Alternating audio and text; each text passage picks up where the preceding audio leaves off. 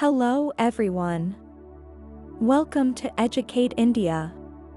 In this tutorial series, we will see how to process a large number of Parquet files with Python. Parquet files are column stores. So we will start with what are the row store and column store file formats. Next, we will see what is the Parquet file format, and how data is stored in a Parquet file and how we can read data from it. After that, we will touch on parallel processing. We will also write a simple Python program on it. Lastly, we will write a code in which we see multiple ways to process large files with Python. I have seen many programmers struggling to start writing the program. They know the language, but they don't know how to write a program.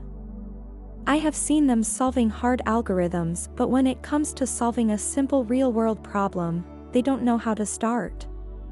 In the last program, we will try to help you think and write a program. Thanks for watching.